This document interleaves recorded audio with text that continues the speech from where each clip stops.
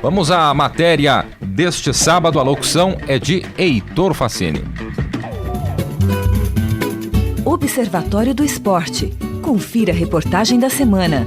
Um tema em debate. No último dia 7, o site de streaming de séries e filmes Netflix liberou a primeira temporada completa de sua nova produção, Clube de Cuervos. O seriado mexicano é a primeira obra da filial latino-americana do portal. A história gira em torno de um clube de futebol fictício chamado Cuervos de Nueva Toledo. O dono do time, Salvador Iglesias, morre e seus 2 filhos entram em guerra pela presidência. Chava é nomeado o substituto de seu pai. Ele é o caçula e um típico playboy que não entende nada de futebol. Isabel, sua irmã mais velha, tem MBA em administração e trabalha com seu pai na gestão desde que era muito nova. Ela, evidentemente, não é eleita por conta do machismo intrínseco na sociedade, e o futebol é reflexo disso. São vários os temas abordados em Clube de Cuervos, como corrupção, homofobia, bastidores de um clube, empresários, conflitos familiares, ambiente de vestiário e também a nova realidade do esporte. Tudo isso com as 4 linhas como plano de fundo. A equipe do Observatório do Esporte entrevistou o diretor Adriano Civita. Ele fala a opinião dele sobre a escolha do futebol como tema da primeira produção latino-americana do Netflix. Eu acho um golaço. Eu acho sempre desafiador. A Netflix não entrou para brincar, ela entra com a primeira produção no Brasil de um assunto que é uma paixão nacional na América Latina e no mundo, né? Eu espero que seja sensacional. A Netflix tem produzido séries muito boas, né? House of Cards é excepcional com Kevin Spacey. Ela está se colocando também entre os primeiros colocados na criação de ficção. Eu acho que é sempre um desafio fazer futebol. A Netflix deixa o desafio lá em cima e encara qualquer desafio, né? Adriano dirigiu e idealizou em 2012 a série FTP, transmitida no Brasil pelo canal de TV por assinatura HBO. A produção conta a história de Juarez Gomes da Silva, um árbitro brasileiro que apita o Campeonato Paulista. Seu maior sonho é participar de uma final de Copa do Mundo.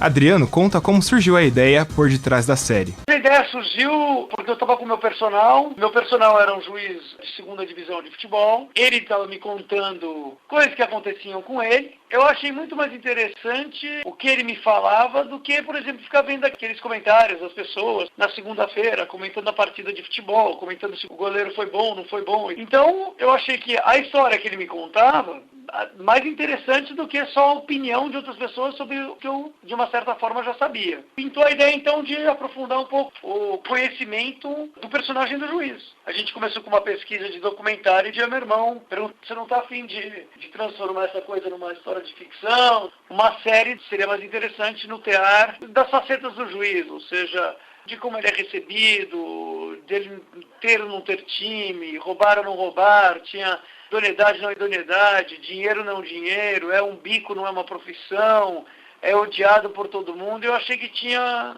um pano de fundo interessante para contar uma história mais longa do que de 2 horas.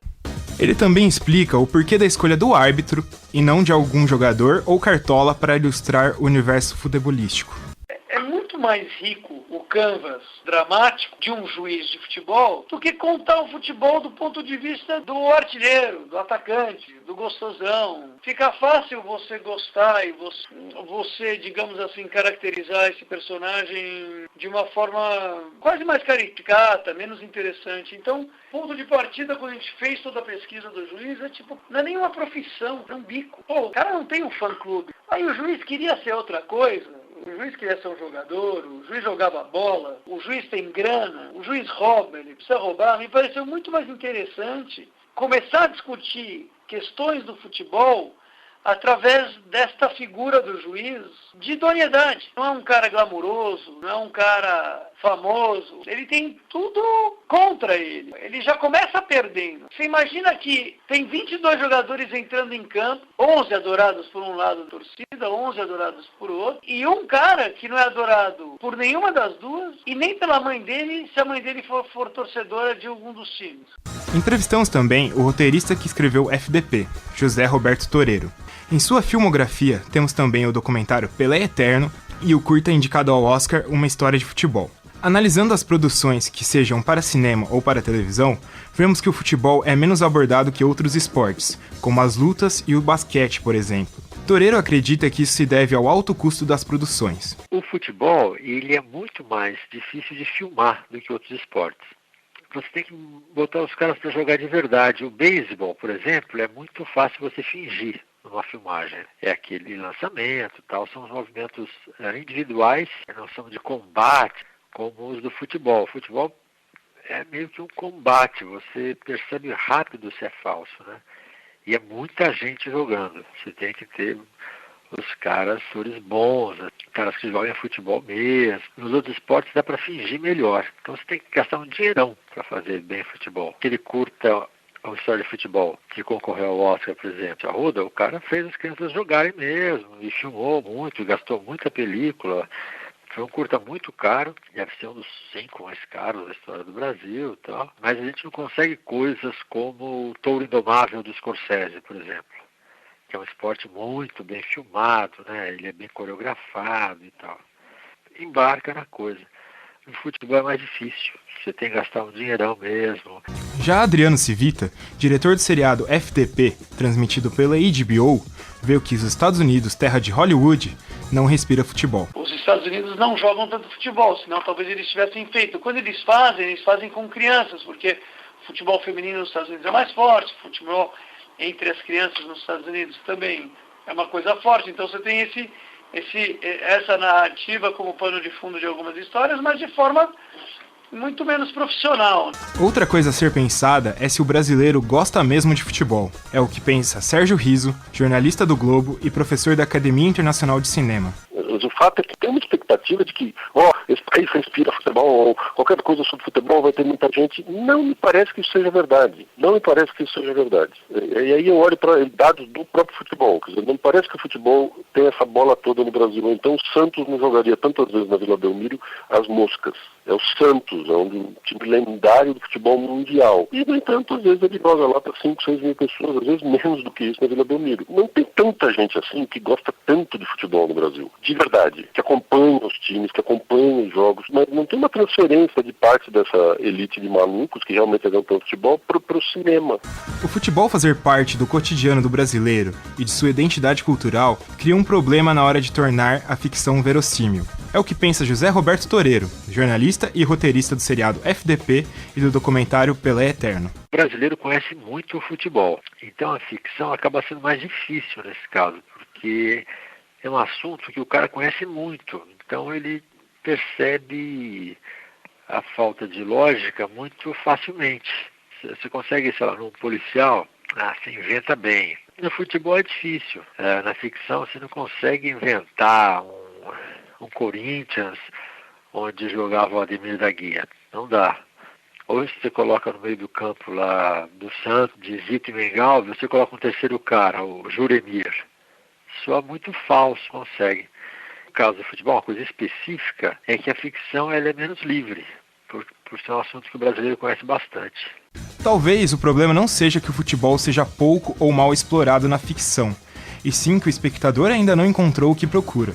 É o que pensa Sérgio Riso, professor da Academia Internacional de Cinema. Existe uma impressão que me parece equivocada de que ele é pouco explorado. Na verdade, ele é muito explorado. Se a gente for atrás de filmes ou que tratem de futebol, ou que tenham, de alguma maneira, na trama, elementos relacionados à cultura do futebol, a gente vai chegar a um número impressionante. Eu acho que todos que gostam de futebol e também gostam de cinema gostariam que houvesse, né? Mas filmes capazes de traduzir tudo o que nós que gostamos muito de futebol gostaríamos de ver em filmes e achamos que não vemos. Mas, por exemplo, eu vi muito filme sobre futebol que me parece bem próximo do que ele representa para tanta gente no mundo. Filmes brasileiros, filmes estrangeiros, muito filme europeu de longa e curta-metragem se ocupa dessa presença. Então, sei lá, fico imaginando que gostaríamos que houvesse um Cidadão Kane de futebol. Tá bom, talvez ele não exista, mas também só existe um Cidadão Kane, né? E ele é sobre a imprensa, então talvez a imprensa possa dizer que há um grande filme como esse, importante por questões ligadas à história do cinema, que também diz coisas importantes sobre o funcionamento dos meios de comunicação de massa. A falta de continuidade na produção de cinema com a temática futebolística pode resultar na falta de obras do tema. Com essa sequência, a qualidade se aprimora, de acordo com o responsável pelo conteúdo audiovisual do Museu do Futebol, Ademir Takara. Acho que o futebol faz parte do cotidiano do brasileiro. Talvez muito dessa ideia de que o Brasil não tem um grande filme que fale sobre futebol. É mais ou menos esse... É que o Brasil não tem filme que falam de outras coisas tão interessantes. Sei lá, um grande filme sobre folclore brasileiro, talvez. Mas acho que é mais a questão de produzir mesmo, né?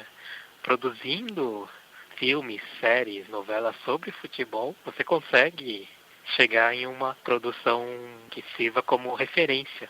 Segundo Sérgio Riso, professor da Academia Internacional de Cinema, essa falta de filmes não é um problema exclusivo do futebol. Há outras áreas a serem exploradas também. Às vezes eu fico me perguntando qual é essa coisa de, puxa, cadê o filme do futebol? Bom, mas cadê o filme sobre outras coisas também? Eu não sei qual é a fantasia que quem diz isso tem na cabeça. Que tipo de filme essa pessoa gostaria de ter visto? Eu acho que tem um pouco a ver com isso, no fundo. As expectativas que cada um de nós alimenta sobre qualquer coisa no cinema. Então, eu também gostaria de ter visto um filme sobre o mercado financeiro brasileiro.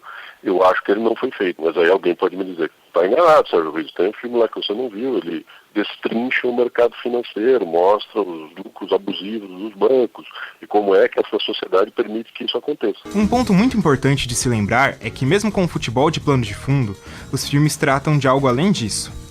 Para Adriano Civita, diretor do seriado FDP, a humanização de um traço tão importante de nossa cultura é o que dá sabor à trama. Bom, o porquê eu escolhi o FDP é que, como tudo, o futebol é feito de pessoas. E as pessoas têm um monte de emoções e são apaixonadas e às vezes colocam sua paixão acima dos fatos e da realidade. Narrativa e a questão de questionar coisas do futebol de forma engraçada e seca e dura e expor algumas coisas que a gente de vez em quando não olha. Fica todo mundo em cima do resultado, fica todo mundo em cima do jogador, da tática e a gente esquece que são pessoas, né? Então a gente fala assim, são pessoas com todas as suas falácias e com todos os seus defeitos e com todas as suas imperfeições e com toda a sua genialidade.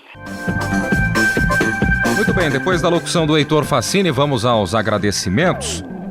Agradecendo ao diretor da série FDP, o Adriano Civita, ao bibliotecário do Museu do Futebol, Ademir Takara, ao roteirista da série FDP e do documentário Pelé Eterno, José Roberto Toreiro, e também ao professor da Academia Internacional de Cinema, Sérgio Riso. E conosco agora, para falar um pouquinho mais desse conteúdo, o Leonardo Del Sante e também o Heitor Facini. Começando justamente com o Heitor. Um abraço para você, Heitor. Fala um pouquinho desta matéria e também desse tema, futebol, ser explorado agora, pelo menos nesses últimos tempos, por séries, né? A gente citou aí o FDP, que talvez a primeira com maior repercussão no Brasil, e agora a chegada também desta série mexicana. Um abraço para você. Um abraço, Guilherme, um abraço, amigos da mesa, um abraço a todos os ouvintes. Bom, primeiro eu falar sobre o Clube de Cuervos, né, que é a nova série da Netflix, que a Netflix agora investindo pesado na criação de séries próprias e entrando finalmente no mercado latino-americano, porque antes eram só séries norte-americanas. Teve o Clube de Cuervos e ainda nesse mês vai lançar a série do Pablo Escobar, que vai ter até a direção do José Padilha e a atuação do Wagner Moura como Pablo Escobar. Clube de Cuervos, falando sobre a série, que eu já assisti a primeira temporada, porque eles liberam tudo de uma vez, é muito interessante a série, porque eles se utilizam do humor, futebol como plano de fundo, e por ter mostrado na matéria, filmar em si o futebol, o jogo em si, é um negócio muito difícil e muito trabalhoso. Tanto que isso nem é tanto o enfoque da série. Se tem, acho que umas 5 cenas com o jogo de futebol em si, é bastante. É mais ou menos isso que tem em 3 episódios da série. Eles utilizam os bastidores do futebol como plano de fundo. Briga de família pela presidência do clube, corrupção, má gestão, empresariado de jogadores que dominam o futebol, várias coisas para tratando, além do lado humano, como o vestiário, como eles como São vários contextos aplicados São vários ao futebol. contextos aplicados ao futebol, porque o futebol é isso, é que nem a sociedade em si, são vários contextos. Sobre o audiovisual no futebol, antes de fazer essa matéria mesmo, eu sempre penso pra mim, porque você vê grandes produções sobre lutas, principalmente boxe, você vê grandes produções até sobre basquete, futebol americano, só que sobre futebol eu não conseguia lembrar tanto de produções que falassem sobre o universo do futebol em si.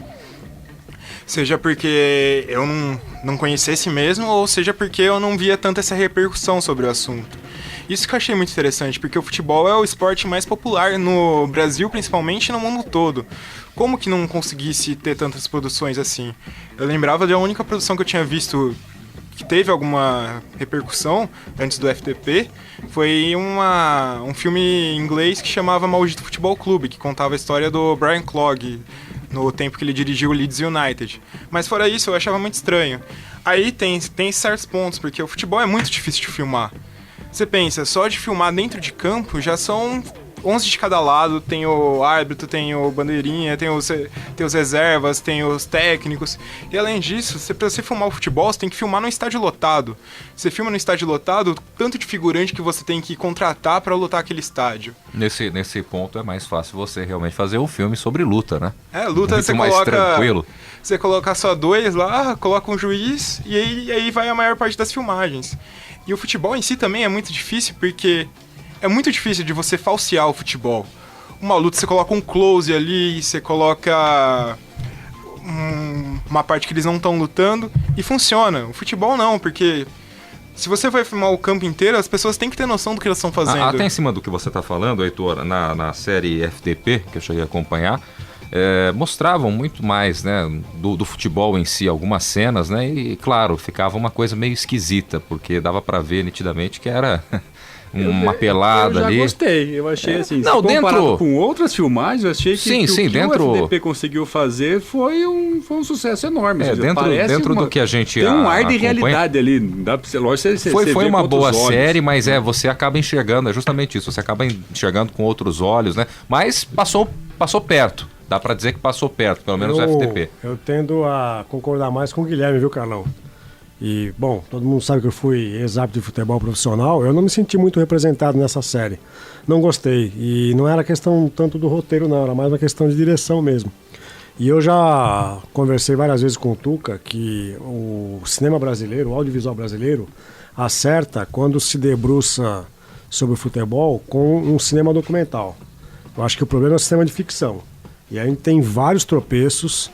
Eu até já publiquei um artigo que eu dizia que era uma bola na trave a produção audiovisual brasileira sobre o futebol numa produção ficcional, e que o gol era quando se fazia um trabalho documental. O Sérgio Riso cita que há muitos filmes longas e curtas sobre esportes no Brasil, sobre futebol. É verdade, é uma lista assim imensa. Só que muitos não chegam ao grande público, muitos não têm sequer sucesso de bilheteria. E aqueles que têm sucesso acabam, às vezes, sendo assimilados por pessoas que têm pouco contato com o esporte e não percebem, como o Guilherme disse, algumas questões que para nós, que somos muito próximos da modalidade, percebemos algumas incongruências. Então, por exemplo, o filme Boleiros, que no final dos anos 90 era o grande filme sobre futebol no Brasil, quer dizer, depois de muito tempo o Brasil filmou algo sobre futebol, e só tinha acontecido isso nos anos 80. O Boleiros é um filme muito interessante, com histórias candentes, uma dramaticidade interessante no filme, mas as cenas de futebol eu acho muito complicadas. As cobranças de pênalti que há no episódio do Juiz Ladrão, por exemplo, acho que são mal dirigidas. Faltou direção de elenco. Por quê? Porque o Hugo Giorgetti, que é o diretor do filme, não foi jogador de futebol, pelo menos não foi profissional, não milita na área do futebol como um praticante, e obviamente que ele deveria recorrer a algum assessor. Muitos filmes têm recorrido a assessorias do Cláudio Adão. Cláudio Adão, que é um ex-jogador de futebol, passou já por acho que umas 2 dezenas de clubes do Brasil, jogou até na Portuguesa de Desportos. Mas o Cláudio Adão pode saber muito de futebol, mas não sabe nada de câmera. E aí é outro problema. A pessoa tem que saber de futebol e tem que saber de câmera para poder filmar. E o exemplo que você dá de luta, acho que foi até o Tuca que conversou mais isso comigo, o cinema tem um histórico e uma tradição de filmar brigas e lutas desde a época do cinema mudo.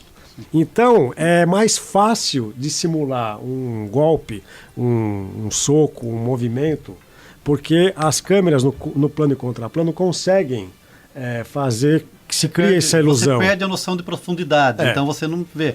Quando você pega um making-off de um filme de luta e vê a filmagem em si, os golpes são dados a meio metro de distância do rosto. O Claude Van Damme, que fez vários filmes de luta e de ação, foi uma vez entrevistado pelo Jô Soares.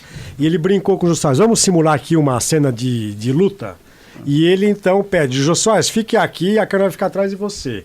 Ele faz um movimento de perna, como se fosse, sei lá, um golpe de capoeira, e aí o Jô Soares se atira.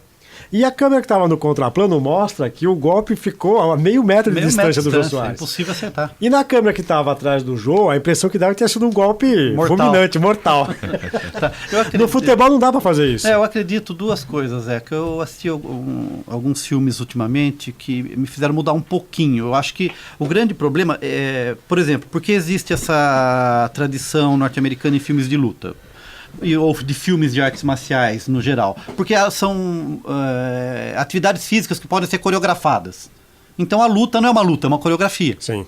É tudo treinado, ensaiado. Marcação de cena, posicionamento das câmeras, que ilusão de profundidade, então isso funciona.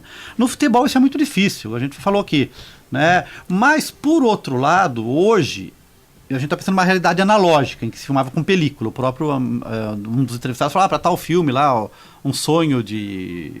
Uma história de futebol. Uma história de futebol, foi usado muito a película e tal. Hoje com o digital você não corre esse risco de gastar muito dinheiro com a película. E as câmeras são menores e tem uma certa mobilidade. Então falta agora diretores que desenvolvam técnicas para que se possa filmar o jogo. Se você assistir um filme venezuelano que chama Hermano, de Marcel Raskin, né, conta a história de dois irmãos numa favela que tomam distintos diferentes, é muito comum pra gente essa história. Um vira jogador, segue o sonho, e o outro vira marginal. Né? Tem cenas muito bem filmadas da partida, do joguinho no campinho de futebol na favela, né? Mas por conta dessa nova tecnologia, então é um filme interessante. Se a gente pegar o Heleno, ele já é uma evolução, já tem umas cenas melhor filmadas, não tá aquela coisa maravilhosa, né? E tem outro exemplo também, que é um filme que chama Rude Cursi, que é com o Gael Garcia Bernal, em que o diretor se apropria de uma certa linguagem que mostra o jogo sem mostrar o jogo. Né? Então numa cena, só para vocês terem ideia de como mostrar isso sem ferir, né, a beleza do futebol, ele quer mostrar que o cara levou 5 gols, ele só põe o técnico atrás do gol, você só vê o goleiro pulando a bola entrando no gol, você não vê a jogada, não vê a coreografia, mas do ponto de vista da linguagem cinematográfica aquilo funcionou, o cara levou 5 gols em seguida. O filme que é citado, Pelé Eterno, que tem a participação do Toreiro no roteiro, para mim é um exemplo mal acabado de lance de futebol. É feita a reprodução do gol de placa que o Pelé fez no Maracanã contra o Fluminense. Aquilo eu acho que os nossos alunos aqui de rádio e TV fariam uma filmagem mais interessante do Camérico. É possível. E aqui até o gol que o Pelé disse que é o gol mais bonito que ele fez contra o Juventus na Rua Javari, que não tem nenhum gol do qual não se tem nenhum registro de imagem, o que o diretor resolveu fazer? Uma computação gráfica que para mim um jogo de videogame é mais emocionante do que ver aquele gol feito em computação gráfica. Ficou horrível. Uma história de futebol que também tem a participação do Toreiro. O Toreiro, aliás, fez o livro infantil no qual foi baseado o filme, por ser um filme protagonizado por meninos, por crianças, que não tem ainda aquela formação profissional de atores para audiovisual, me pareceu mais espontâneo. Tanto é que esse documento é um curta-metragem, ele foi indicado para um Oscar, ele concorreu ao Oscar de melhor curta estrangeiro, né, em 99. Mas eu acho que a forma como foi feito, eu acho que traz um ar de realidade. Por exemplo, eu assisti o Heleno também, eu não gostei. Eu também discordo de você, Tucamérico. Mas acho que tem uma evolução. Cenas muito escuras, com chuva. Aí foi uma opção. Mas o que eu achei que no FDP, as cenas foram bem treinadas. Eu acho que ele conseguiu captar até como o FDP, o que me incomoda não são as cenas de jogo. As cenas de jogo, para mim, estão bem finalizadas. É a questão da trama e do enredo de uma figura de árbitro que foi muito idealizada. Eu não conheço nenhum árbitro. Se comparar o que ter sido feito em termos de filmagem antes do FDP, para mim foi uma evolução. Acho que eles conseguiram pegar ali uma forma de filmar o futebol. O Heleno teve a consultoria do Cláudio Adão, que treinou o Santoro para fazer as cenas do Heleno de Freitas. Só para fechar minha colaboração nisso, acho que uma coisa que foi dita por alguns dos entrevistados, eu acho que é importante. Um filme sobre o futebol não precisa tratar sobre o jogo. Sim. Né? Não precisa mostrar jogo. Não precisa mostrar o jogo. Então, quer dizer, eu acho que ao abordar o universo futebol, o drama dos personagens, eu acho que tá ok. O Linha de Passe é um filme que trabalha... Esse é bem realizado. Né, que trabalha com o futebol bem realizado, mas é o entorno, é o que está em volta do futebol que pode ser mais interessante. Como os vários dramas sobre o boxe não estão focados na luta em si. Né? O Leonardo tá quietinho por ali. Fala um pouquinho também, assistiu a série, acompanhou o FDP, então, acompanhou também o Clube de Cuervos. Fala é o que o Clube de Cuervos faz muito bem. Ele busca várias tramas, vários problemas que acontecem na sociedade, não só mexicana, mas na sociedade como um todo. E ele leva também pro futebol.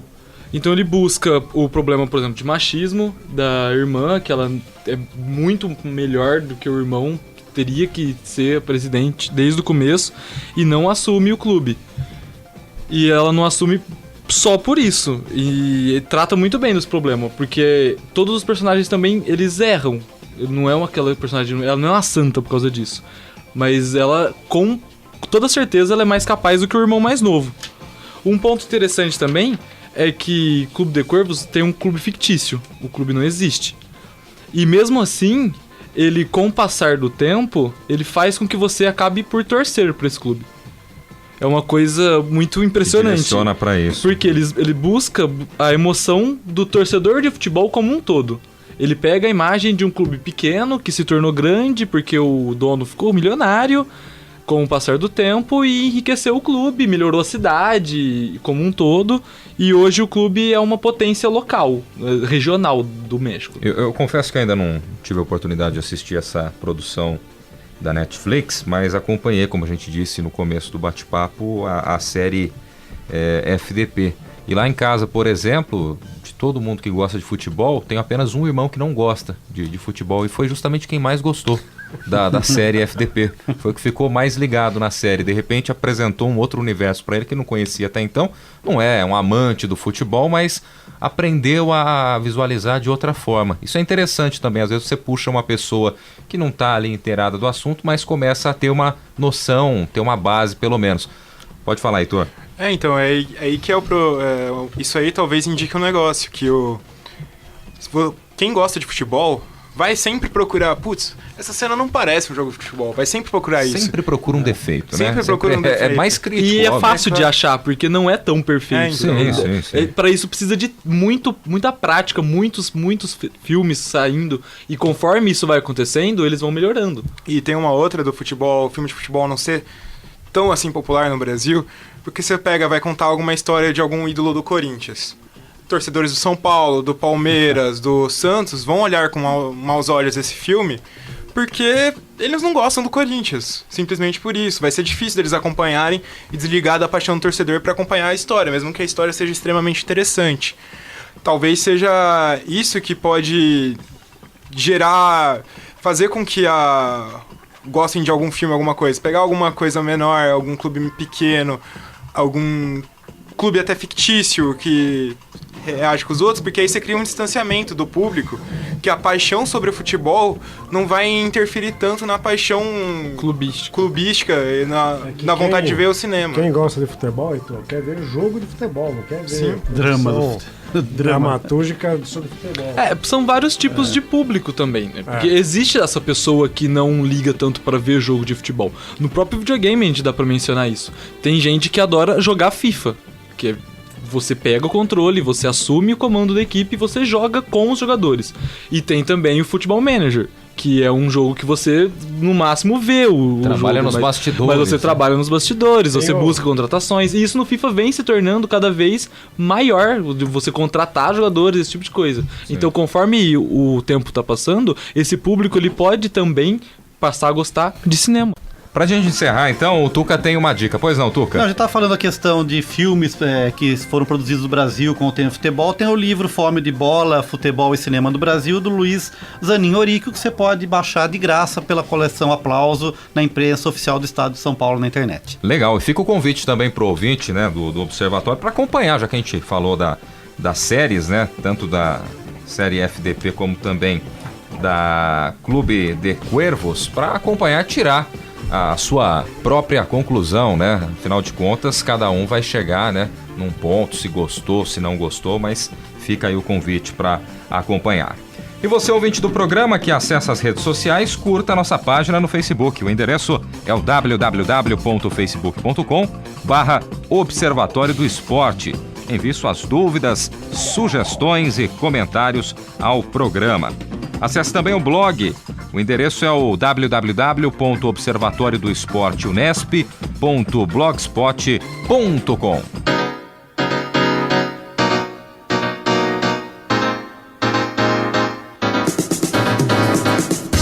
E o Observatório do Esporte deste sábado vai ficando por aqui. O programa teve locução de Guilherme Dias e de Heitor Fassini, comentários de Tuca Américo, Zeca Marques e Carlo Napolitano, equipe de reportagem com Leonardo Del Sante, Jéssica Dourado, Isaac Toledo, Heitor Fassini e Thiago Pavini. Direção de Fábio Fleury, com trabalhos técnicos de Paulo Pepa. O Observatório do Esporte é um projeto de extensão universitária financiado pela PROEX, a Pró-Reitoria de Extensão da Unesp. Para você, obrigado pela companhia, um grande abraço e até a próxima semana. Observatório do Esporte, informação além das 4 linhas.